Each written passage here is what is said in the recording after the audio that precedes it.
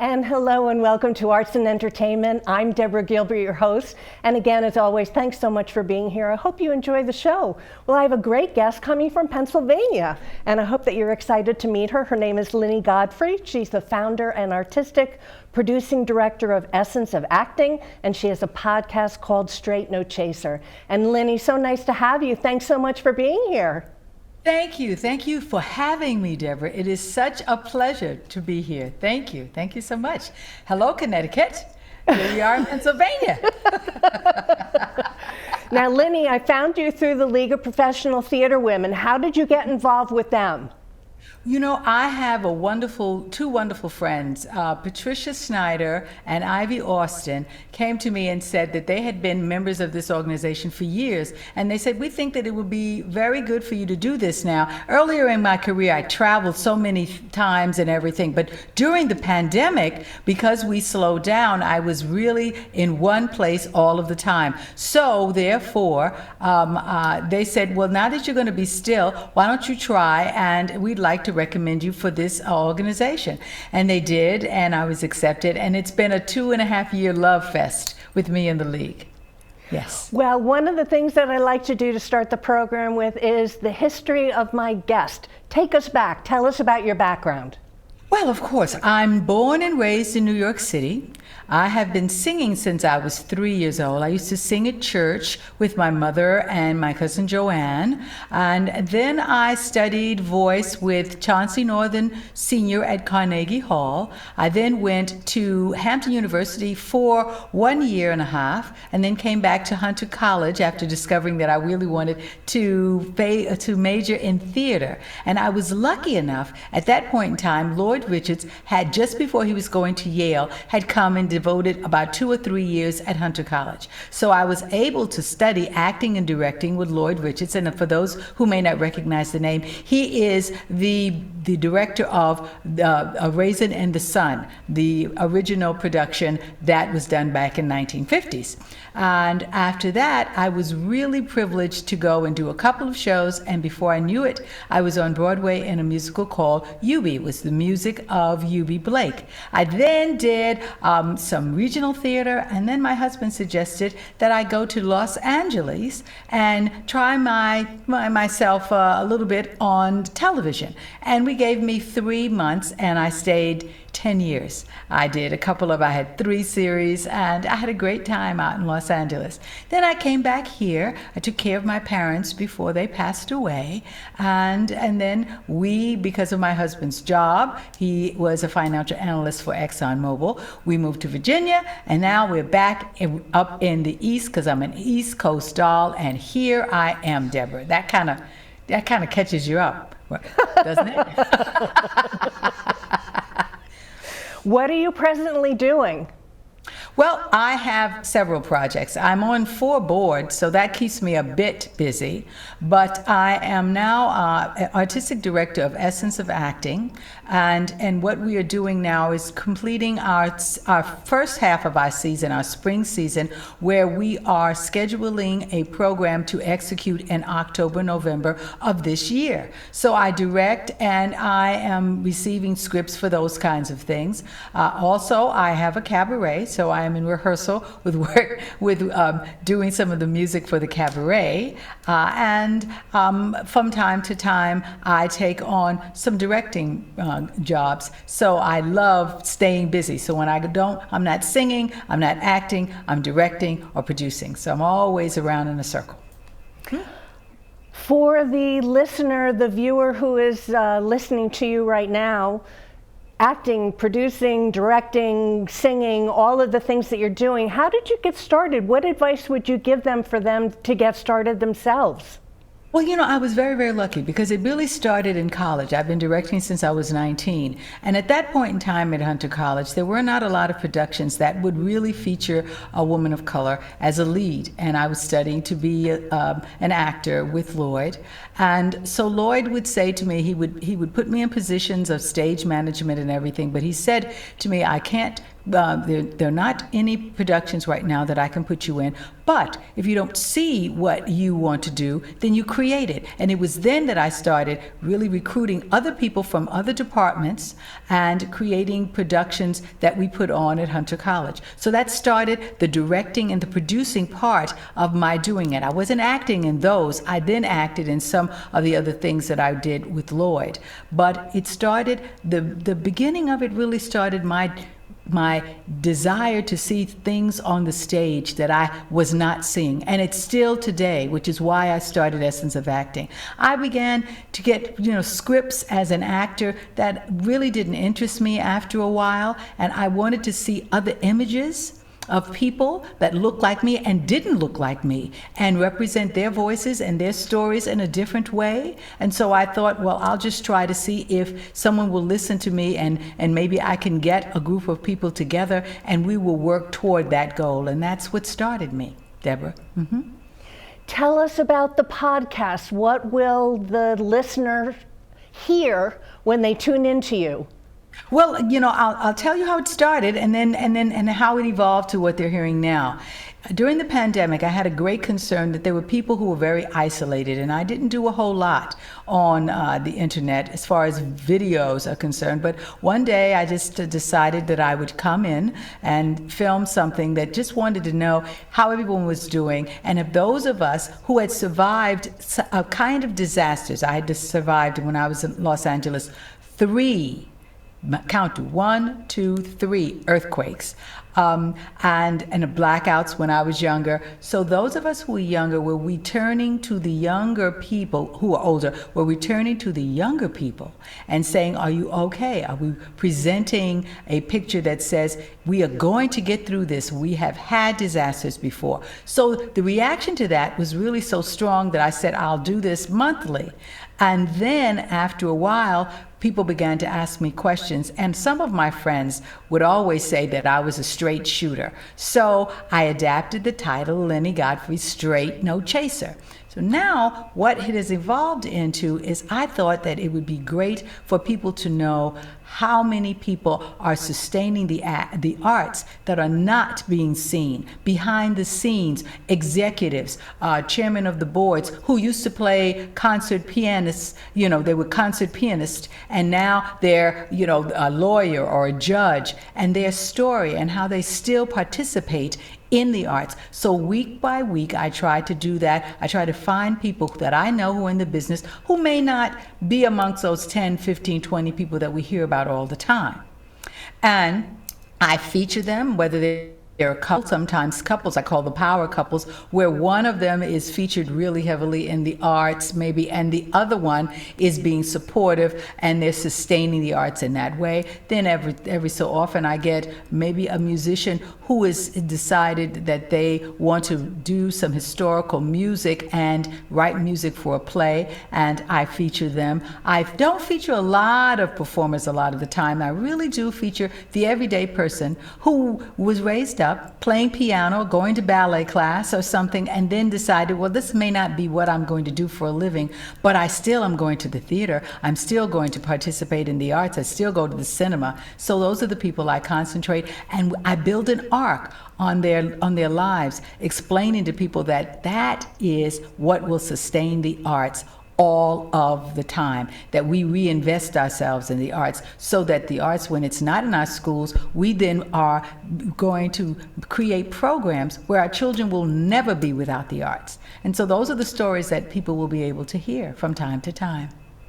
Tell us about the website. What will the viewer find when they visit your website? Oh boy, that is a collaboration of a lot of the things that I do. You'll see the schedule for the podcast that's on there. You'll see that I created a children's chorus a couple of years ago here in Allentown because the school system really had not really fed into giving the children a choice of consistent music. And we did a Christmas chorus for the churches and for the Allentown Symphony here a couple of years ago. I taught the children the Lord's Prayer, and they did it for their families, and everyone was in tears. You'll see some of the history that I have. You'll see the articles that I've done, all the shows that I've done. I've been very, very blessed in that I was I benefited from what they call non-traditional theater. So I did a lot of roles that were not done by women who looked like me. I did Lola, Damn Yankees, all those things, the Snow Queen, all the things that you wouldn't expect to be done by a person of color.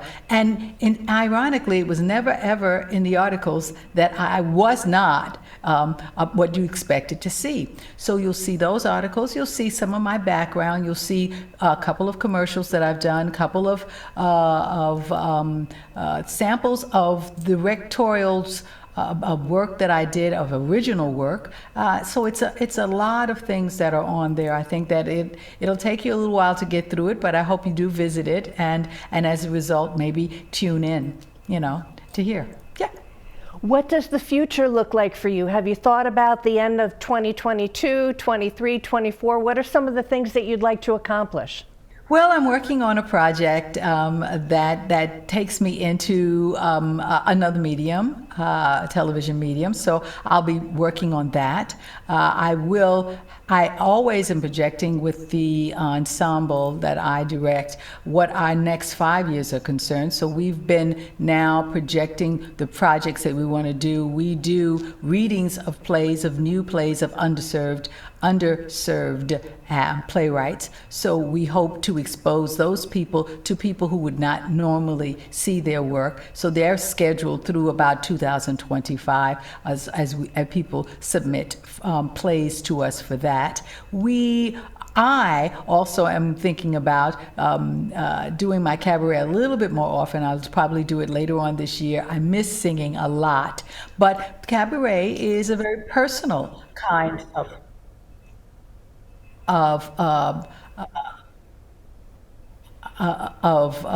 entertainment. So that entertainment then has been hindered a little bit by the pandemic. So I had to pull back on that a little bit, but I intend to do more of that and hopefully get into a little bit more acting in television and film and theater. So all of those things are really things that really entice me to keep on going and moving forward. And also always monitoring or trying to help and mentoring these young people who are coming into the business to try to explain to them what they're coming into as it morphs into some really different kinds of things, trying to help them find their way and stay as healthy as they possibly can. Okay, let's hold that thought. I'm Deborah Gilbert. You are tuned into Arts and Entertainment. We're going to take a break. We'll be right back. Roofing scams become more common this time of year. Better Business Bureau Scam Tracker is receiving reports of shady free roof inspections. Homeowners should be on the lookout for these cons. The person may claim that their company is working on a neighbor's home and is offering inspections to those living nearby. If they don't find enough wear and tear to merit a whole new roof, they may fabricate it by tearing off shingles to mimic wind damage, or they may simply show you pictures of someone else's damaged roof. Beware of unsolicited offers, especially after a storm. Get your insurance company to inspect your roof to verify the need for repairs or replacements. Ask for references and check out their work yourself. There are 1,200 BBB accredited roofers in Connecticut. Find the right one by going to bbb.org to look at a company's business rating. There you can check for a pattern of complaints and read reviews, and also share your experiences by writing a review yourself to help others in their search. And welcome back to Arts and Entertainment. I'm Deborah Gilbert, your host. And again, as always, thanks so much for being here. Well, I continue on with my conversation with Lynnie Godfrey. And Lynnie, thanks again so much for being here. Such a pleasure. My pleasure, absolutely. You were mentioning the young people. Do they get in touch with you? Are they working with you? Tell us how your world has corresponded with them. Well, in the ensemble, there is an age range of about from 22 to 70. So we do some mentoring then at Essence of Acting, explaining to students what they are to expect as much as we can, because the business is constantly changing. But also online and through a lot of social media, people reach out to me, tell me their experiences and want to know what I think about them. So I try to, again, advise them very, very carefully to move slowly, make their choices very wisely. If they have someone in their lives that are a little bit older than they are, ask for advice in that. And so the business is filled constantly with young people coming in all the time. And those who choose to ask for advice, I think those of us who are a bit older are willing to try to give you some guidance in that way. So it's haphazard. Sometimes it's from social media. Sometimes it's from someone in the ensemble that brings someone in to look at what we're doing and ask questions how they can start their career. And we try to give them healthy ways to start it with practical and healthy expectations. You are still singing and cabaret. Tell us about that. Oh, what I really love about the cabaret is the way that I do it is I like to tell stories about the songs that I sing. For example, I did a show called Ladies of Song, and in that show I told the stories of Ethel Waters, Ella Fitzgerald, and Sarah Vaughan. Now I take excerpts of that show. It was a one-woman show, 93 minutes. It was just me. I take excerpts of that show, say the Ethel Waters part, and I talk about some of the songs that she's done. For example, a lot of people don't know that there's a song called Supper Time that was written for her by Irving Berlin in 1933, at the same time that he wrote in the same show Heat Wave. Now, Heat Wave is an upbeat kind of bossa nova kind of song, but Supper Time is a time, it's a song of its time. There, at that point in time, unfortunately, lynchings of people of color was at its height. And so Irving Berlin thought he would write a song for Ethel Waters about a woman who hears a knock on the door, and as a result, when she answers the door, is told that her husband will not return anymore because he had been lynched. And I tell you, just about every time that I do my performance, at the end, everyone asks for that song. It was written by Irving Berlin in 1933, so what a brave and wonderful thing that he did, and was executed brilliantly by Ethel Waters on Broadway for hundreds of performances. So those are the kinds of things. I like to tell those kinds of stories. I like to tell the stories of singers that people are familiar with, tell them about songs that they think are hit songs, but they really come from shows, but they were the only things that survived of the shows. So those are the kind of cabarets that I like to execute, and I find such joy in it. It is the American Songbook, and I love that. There's nothing better than the American Songbook as far as I'm concerned. And I take from it and try to research from time to time songs that Duke Ellington has done, and other great composers from the time of the height of when that kind of music was the favorite of the time. Mm-hmm. Now, you have mentioned all different types of things that you like to do. Is there anything that you like that's your favorite? You know what? I've been asked that, and I tell you, it's what I'm doing at the time. I have, I like recording. It's very, very soothing. I like the cabarets, really speaking to the audience, explaining some of the things, having them experience their lives through song. I love being on the stage live performing, getting that instantaneous reaction from the audience. I love film. This is a form of it, the video and filming. It's a different idiom totally. It takes far more patience. You have to just, calm down and take one scene at a time, whether you're doing television or film. So I like also being behind the camera or behind in the house when I'm directing theater and watching my ideas come alive on the stage. So it's whatever I'm doing at that specific time. That's it.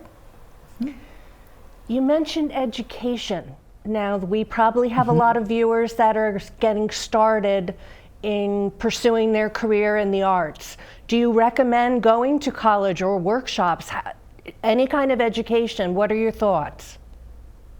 Well, it depends upon what they want to do, Deborah. If they are interested in teaching the arts, I would say take all the classes that you can in education and the arts. I was recommended in Lloyd, and Lloyd demanded that I took every theater course that they offered at Hunter College. So I took everything, and then I took the liberal arts courses. If you're going to be a teacher, I would say if you want to do to talk about the history of the arts, the history of theater, and you are a patron of theater and you're young now, go to the theater, appreciate all of the things that you can see in the theater, all of the different sections and scenarios that go on, whether it's lighting design or the set or the actors and the costumings that they have. Digest all of those things, bring it back to the classroom, and then take those courses that can highlight that, and then bring that education to your students.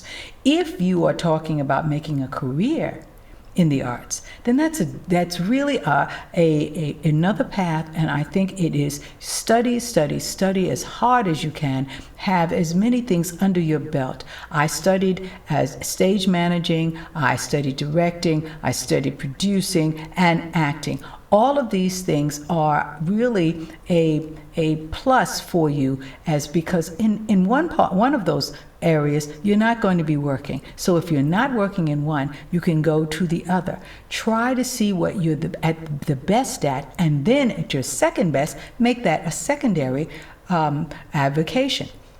Remember always that the theater is a place where you should have some duality of being able to make money so you can live well. You don't have to be starving, struggling actor. That think well, economically, really phase yourself, go take some classes, understand how to budget yourself as far as that's concerned, as especially those people who are going to be actors, because those people who are teachers will have probably a little bit more consistency of salary.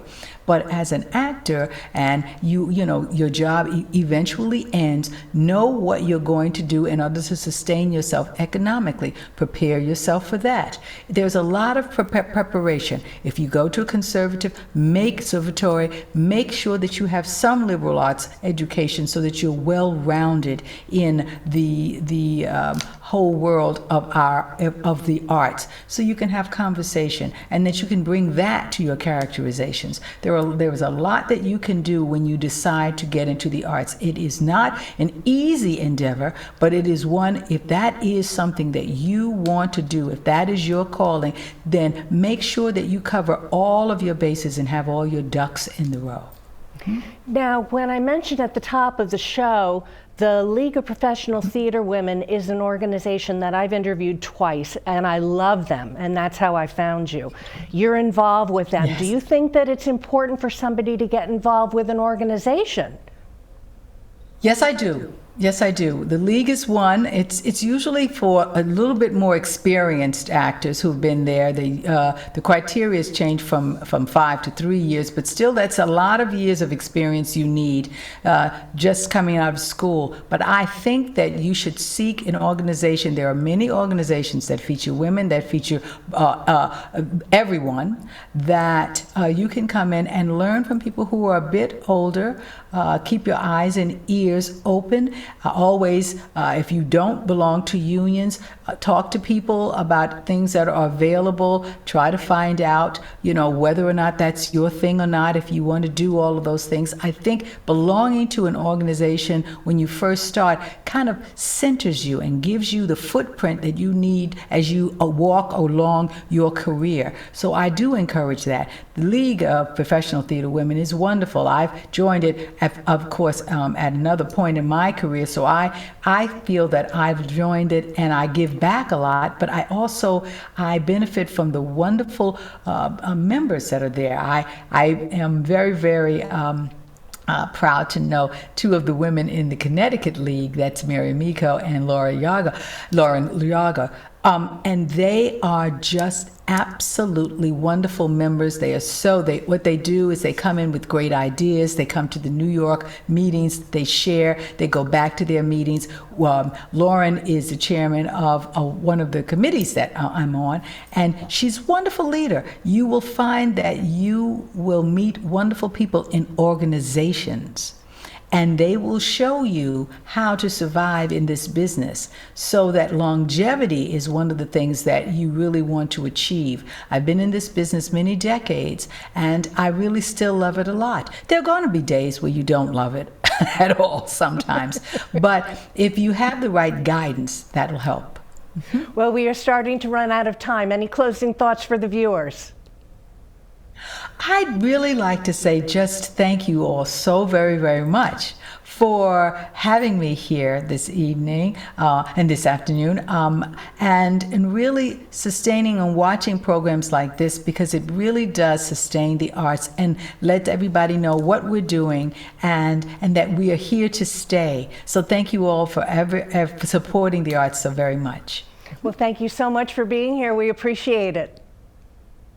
Thank you. Thank you for having me. And I'm Deborah Gilbert. You've been tuned in to Arts and Entertainment. Hope you have a super day. Thanks for tuning in. I'll see you next time.